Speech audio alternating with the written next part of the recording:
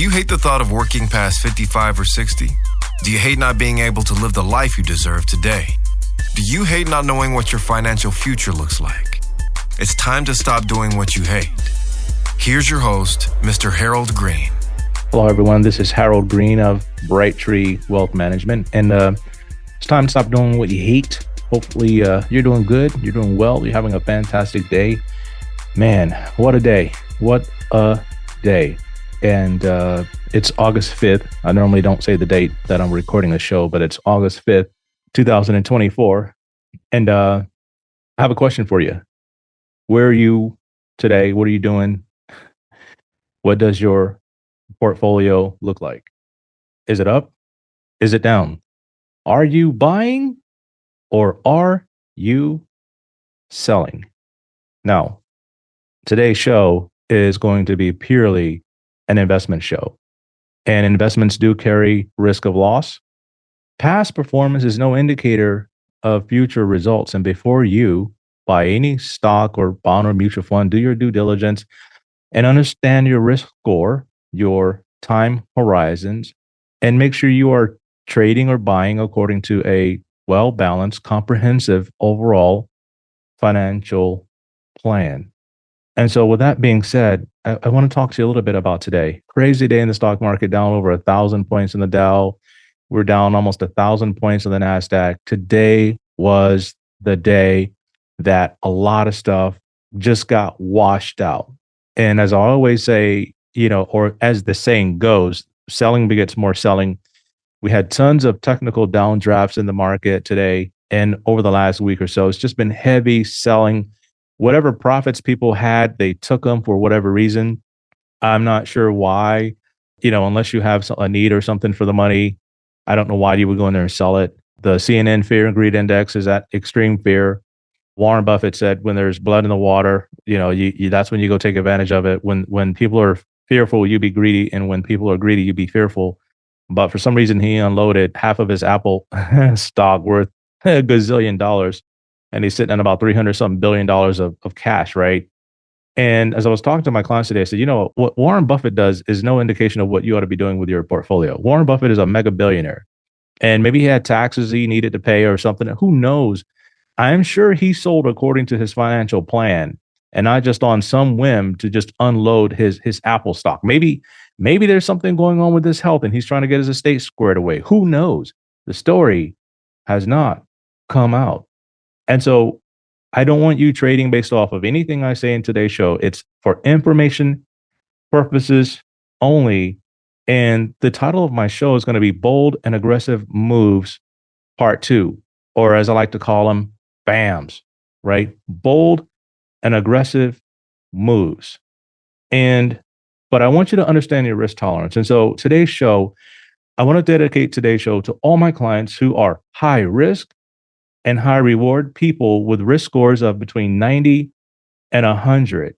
And if you don't know where your risk score is, here's what I'd like to offer you. For, I would say, the next 2 weeks only, you can call my office and ask my assistant to send you a link to do a free risk assessment. And what I would do for you is, once your risk score comes back, we can upload your portfolio to that software. And we can get a better idea of, are you within range in your portfolio, you're out of range, or what adjustments you probably need to make according to your financial plan. And I will do that for you for free. And then you can go and decide how you want to handle your business on that. So are you ready? 1, 2, 3, let's get it. Now, the first thing I want to talk about is I want to talk about the economy. And right now, like I said earlier, before in another show, we're in a bifurcated economy. We're in the story, the tale of the two halves, the haves and the have not. You have people that are doing extremely well, and you have people that are doing extremely bad. And for some people, they don't think about others in that regard. They only think about themselves and their situation. And so if you are in the tale of the haves, I want to talk to you about your portfolio and some of the things you probably can do in order to take advantage of bold and aggressive moves according to your risk score. But it's only according to your risk score. There are tons of opportunities in the market right now that you folks ought to be taking advantage of based on your risk score. And if no one has ever told you that, or your advisor is too lazy or sitting on their hands, or maybe you're scared, I want to talk to you about that. I'm not trying to sound bold or braggadocious or anything like that, but today, days like today, this is when you really ought to be reassessing your financial situation, looking at what cash you have on the sidelines and figuring out where to be putting that money to work. And I'm going to give you a sneak peek into my scoop and score investment strategy. What's down right now and why? And that's a really good question. A lot of the tech stocks are down just because I think that there's been a lot of jawboning and people bemoaning the stocks, and I think a lot of people like are, I don't know if they're jealous or I don't know what it is, but there's just like this thing about them when they get on TV and say there's more pain to come, the selling is not over yet. I really don't get what they're saying. I think what it is maybe some of them have sold out too maturely and they want to get an opportunity to get back in. So they'd rather see Nvidia fall all the way down to $5 so they can get on TV and brag about when they bought it at $5 when it came from, 1,000 down to $5 or whatever. I hate seeing that stuff. And if you are a individual, you manage your own portfolio, it can be quite frightening. As a matter of fact, the scariest thing of today was Schwab was down. I tried to log into my personal Schwab accounts and I couldn't do anything. I wanted to back up the truck. But you know what I've been doing is I've been loading into some of these positions, even as they've been going down, freeing up money, loading into these positions, even as they've been going down. You know why? Because I've done it before. And this time for me, it's no different. And when we look at the state of the world and you look at what's going on with Iran and Israel, and you look at all the turmoil in the Middle East, you have to ask yourself one question. Some people say, Harold, I don't want to invest any money right now because this administration is going to screw it all up. You have to ask yourself this serious question. Who in the world would make a policy decision or error so bad that it would end humanity as we know it today? Who would do that? Like, what person on your team would be like, boss, oops, I just started World War III. Oops. Like, no, that doesn't happen that way. There's teams and teams of people that make these decisions. And you have to believe in the system that they're going to get it right. Whether you believe in that political party or not, you got to believe they're going to get it right because humanity is at stake here. And you have to understand that it's going to settle down. We don't know when, but it's going to settle down. It might take new leadership. It's kind of like you go by the restaurant, it says under new management. Same restaurant, same food, same employees, but under different management. Sometimes you gotta shut it all down and start it up again. Like, you gotta shut it down. The location might be great. And that's the tough thing about where we're at right now. So you gotta believe that they're gonna make the right decisions, they're gonna get it right, the back channels are working, and they're gonna get this thing calmed down. Because it's in none of our best interest for them to start another world war. Who wants to see that? There are no survivors in that situation. So as bad as the market looks for me, days like this is when I, quote unquote, back up the truck and I just load up, and I just had some very comical conversations with some clients today. But what's down again? Well, Nvidia's down, Microsoft's down, Apple's down, Tesla's down. Everybody's down. SMCI's down. Everybody's down. CrowdStrike was up a little bit today just because they came out and they said, hey, yo, you know what? This Delta's problem was not our fault. They're totally incompetent over there. It's kind of like what CrowdStrike says. And if you believe them, then you would understand the rise in their stock price today. They've been hammered, okay? Beaten up real bad. Now, here's the thing I want to tell you. Technical selling has nothing to do these days with the fundamentals of how a company is operating. We look at their free cash flow. We look at their long-term debt. We look at their cash reserves, all these different things, right? Earnings before taxes and depreciation, right? Return on capital invested, okay? We look at these things, and if that stuff is pointing straight up to the right, why in the world would we sell on a day like this? If these things are pointing straight to the right, right? The debt is going down. Everything else is going up, up, up. And you sell on a day like this because you're afraid. So Schwab locked us out. We couldn't get in and trade, okay? A lot of, was it Fidelity, Vanguard, somebody else was down. But for me, as an institutional investor, right, as a person who manages clients' money, our platform was up and working great. So guess what I did? I got in there and I rotated some positions. I trimmed some cash on some stuff. I took money out of other things like CVX and all of that stuff.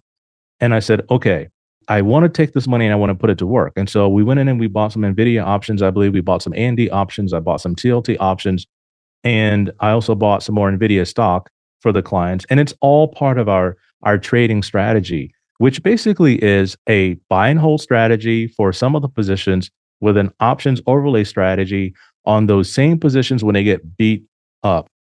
We did that with NVIDIA last year. We made a killing on that. And that was exciting. Again, understand your risk tolerance. I'm not saying for you to go out and buy NVIDIA. I'm not saying for you to go out and buy anything, but you need to be working with someone to create this plan in order to make sure you can take advantage of it. So the scoop and score strategy is very simple, and I'll explain it like this: when the fundamentals of a company are intact, but they're facing technical pressures, selling, algo selling all the way down through their support levels, okay, then that's the time to take a serious look at them again to see if it's time to add to them, right? And we can do this with any company on the planet. And by the way, that's what we do. We find them, we wait for the right opportunity, and then we jump in with both feet. Now, again, this is according to the strategy. Options are extremely risky because you have the ability to lose the entire option. But there are some things that you can do with the option. You can put stop limits on them, right? Trailing stops. And so if it goes up 20%, you can say, hey, I want to put a 5% stop on it so that if it goes down 5%, I automatically get sold. The problem with that is the options fluctuate so crazily. You can be up 30% in a day, down 30% in the same day. It just depends on how volatile it is. So you have to understand when to sell and when to hold or when to buy. So when to buy is when the stocks are beaten down for no good reason other than the fact that everybody's scared that the world's going to come to an end. That's when you make your money. And for the clients, I call it flying the plane. It's very bumpy, it's very turbulent, but we're going to come out on the other side. And then I want to be able to look back on this day 5 years later, or even 6 months later and say, oh my God, I'm so glad we did that. Now, last time we did that was in October of last year. I literally had people wanting to throw me overboard and get rid of me because they're like, wait a minute, these NVIDIA trades aren't working because, again, this current administration came out and did some stuff.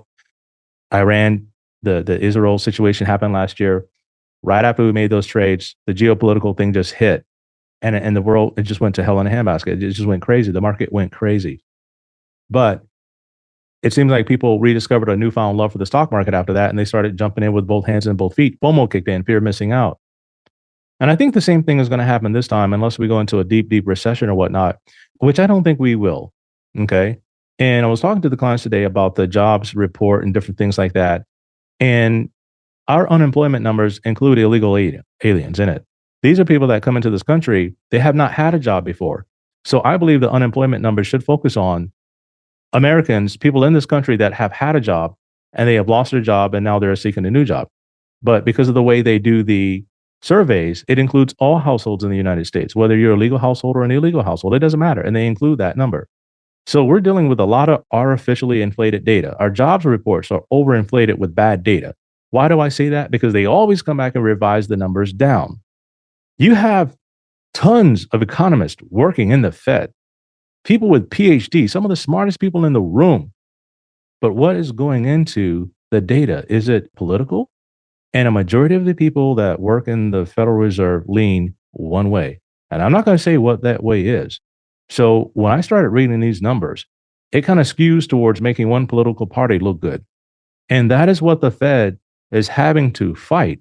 They're having to fight all of these nuances and things that are put in these numbers, and you don't know what's real. And so when the jobs report came out the other day, it was bad. And when the Fed didn't cut rates, that made it even worse. The Japan situation happened. You can look that up as to what happened in Japan. The stock market crashed over 12% in a day, the worst for them since 1987. You have the perfect storm brewing here that's creating as much fear as possible. And so when I sat down at my desk today, woke up, got my prayer time in, got my Starbucks coffee in, got my journaling in, got my affirmations in, got that stuff in, sat down, and you know what I said to myself? Let's freaking go. Let's go. Fear has a way of gripping you and not letting you analyze the situation and make the moves that you need to make. And I say to myself, okay, are we making bold and aggressive moves, or are we just being willy nilly foolish? No, we operate according to strategy. And as I told a client today, if I'm not buying today for you, or at least nibbling at stuff for you today, I'm not doing my job. Oh, I'm just going to wait and see. I'm going to wait and see. I'm going to wait and I'm going to see. Well, tonight, Apple's up $2.63 a share. We'll see if it holds tomorrow. Tesla's up $6.42 a share. You sold your Tesla today, man. You're going to wake up in the morning and be like, what did I do that for? I should have waited. Nvidia is up $3.12 after hours. Microsoft's up $6.60 after hours. CrowdStrike is up another $5.55 an hour. SMCI is up $15.16 per share after hours when they were down $15.82 after hours. So today I bought more super micro options than they report tomorrow. That's just me. That's what I did. Dell's up. AMD's up. Vert is up. Amazon is up. ARM Holdings is up. Meta is up. Everything here on my screener is up. I don't think I can find a stock in my screener that's down in after hours trading today. I don't, except Hilton. I don't know what they did. I guess they report soon, but man, I got to look that up. But I don't own any Hilton. Honda Motors up. Polaris is up. Visa's up. Costco's up. Nucor's up. And on and on and on and on. I'm scrolling through here. I can't find anything except that one on Hilton. And today's washout, I think maybe the end of all of the weak hands being washed out of the market and waiting on an opportunity to get back in. Today is not the day that you sell. Okay. Either you hold or you buy. And the only reason why you sell today is because you either want to get totally out of the stock market, you're really afraid and you want to lock in your profits and take your money and run, right? If you have any profits left, or you're dealing with a situation where you need the money. But here's what I'm going to submit to you today. I was up big a couple of weeks ago on my NVIDIA options. I'm talking huge. If I would have sold a couple of my NVIDIA options, I would have been looking at handing over the IRS $250,000 in taxes just on those options alone, not including my income, but on those options. Why? Because I had backed up the truck before. Okay. I backed up the truck and I looked at my tax situation and said, oh my God, I already sent a lot of money this year anyway for estimated taxes for next year. I said, what the hell is this? I said, okay, all right, cool out. That's a phrase we used to use growing up, cool out. Okay, you guys probably know what chill out means, cool out. We said cool out. All right, just cool for a second. So I did the math and it was kind of like, all right, so I'm up 500 and almost 600%. And if I sell, that's going to be huge. My options don't expire until January and December of 2026. I got a long ways to go. NVIDIA they have a target price on them. I think it's $200 something a share now. Like it's 200 with a median target price, average target price trading around 144. They're trading at $100 a share. So that's a 43% upside from here. When you do an options overlay on it, depending on which one you choose, that can be 100% return, or depending on the time, it can be a 500% return. It just depends on which option you buy. And that's our thing in our scoop and score strategy. I research out and I run the numbers. We have software. And what it does is it gives me numbers to work with. And I have to decide which option I want to buy based on price and so on and so forth, which is very interesting. Okay. But NVIDIA has an upside of that. And I said, okay, if I sell now, guaranteed I come next year, unless I have massive losses on my portfolio, which I don't plan on having, I need to send the IRS another $250,000. But if I wait through the turbulence, I could be up 1,000% next year. So my NVIDIA went from being up almost 600% to being up, I think it's 293% now. Like that's still a lot of return. That's way more money than I had before, way more. But I said, okay, there's still more to run in this stock. I know there's more to go. I know we can get more out of this trade.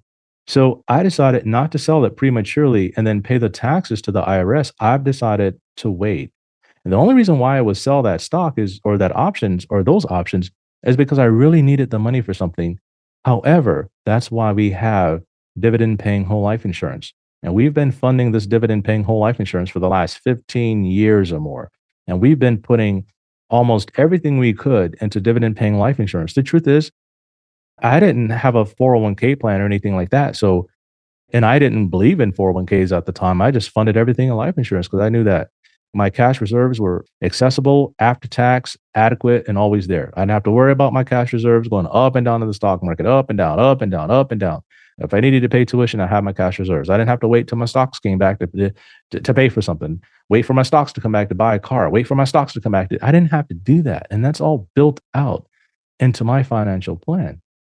So in situations like these, this is where you have to look at your plan and say, okay, if I make this move, what's going to happen? If the first thing you did this morning was wake up and you sold based on all the fear that you saw, that's not a bold and aggressive move unless, I don't know, you would have to explain to me how selling your top positions on a day like this with the fundamentals still intact, explain that to me, how that's a bold and aggressive move. Unless you got threatened at gunpoint or something, or your spouse was like, yo, get out of the stuff or I'm gone. Either you get out of the stocks or get out of that stuff or I'm getting out of the house. Like, yeah, I would have sold too. You know what I mean? Like if my wife came at me like that, yeah, that would have been a bad day. Or you had a client call you and say, hey, sell, sell, sell. And normally on days like this, I don't run from these things. I always record a video, no matter how bad it is. I don't put my head in the sand and go hide somewhere and hope I don't get any phone calls. No, I tell my clients, I'm going to face this thing head on. We're going to fight right now. We're not going to run. And I tell my clients, what have you got? Loose change in the sofa? I don't care, whatever it is, put it together. If you're not using it, send it to me. And these days like this, I have the money and then I can put it to work based on risk tolerance and different things like that. But if I'm just sitting there saying, oh, don't worry, it's going to get better. It's going to get better. No, I'm not doing my job. Okay. If I got to sell one stock that I think is good to buy one that I think is better, that's part of our strategy. And if you're not working with somebody who's encouraging you to build a plan and to make bold and aggressive moves based on your risk score, you got to think about that. I harp on the 97.3. 97% of people in the country will retire without enough to live on to last them in their entire lives. Why? Because they're not making bold and aggressive moves when they need to in their portfolios. They're just saying, oh, I'm low risk. And so because I'm low risk, then I got to do it like this. Then yeah, that's true. But what if there are times where you can build a solid plan which allows you to be within your risk range? For example, you have $500,000 in cash and you have $500,000 that you can invest. What will be your risk score? We can build that out in the software and then tell you, okay, this is your cash position here, dividend paying life insurance, annuities, or whatever it might be. And this is your long-term money over here, your 10, 15, 20-year money over here that we are going to take some risk with. And you have to look at that. Now, if you simply say, Harold, that's just not for me. I like bonds. I like to be able to sleep at night. I like to be able to, not wake up and read the news and see things down 1,000 points. I don't want to see that. Then that's absolutely fine. However, if you are in the 97%, you're going to have to make a choice. And I think what it is people really don't understand risk. They don't understand the risk tolerance. They don't know how to hedge the downside. And like I told clients today, look, the reason why I didn't sell your options and put that in profit is because we already took a lot of profit on these options this year. And you're already going to owe a lot of taxes at the end of the year anyway. So I'm just going to be making the situation worse, right? And the thing I hate the most is in April, when clients are sitting down with their CPAs, and CPAs they're good people. They're very conservative though. Most CPAs I know, they're very conservative. And they look at your tax bill and they're like, gosh, dang it. You guys owe $60,000 in additional taxes. What happened here? And they panic and like, oh my God, what happened? And he looks at your statement and says, oh my God, you have capital gains here, short-term, bam, bam, bam, bam. Oh my God, did Harold tell you guys you're going to owe all this money? And they freak out and say, Harold didn't tell us anything. And then they freak out and they panic. And I'm on vacation. I get all these calls in April. Like, no, we don't want that. So we work with our clients to get ahead of it. But you have to understand on days like this, it's August 5th, 2024. Are you buying? Are you holding? Are you selling? And if you are a risk score of 90 to 100, you ought to be putting some money to work in the right place. And if you don't have anybody that's doing that for you, I highly encourage you to get on my schedule so we can get a better idea of your risk tolerance, overall financial plan, and help you decide what bold and aggressive moves to make. So thanks for allowing me to share this with you folks today. And until next time, everybody, 1, 2, 3, let's get it. This is thepodcastfactory.com.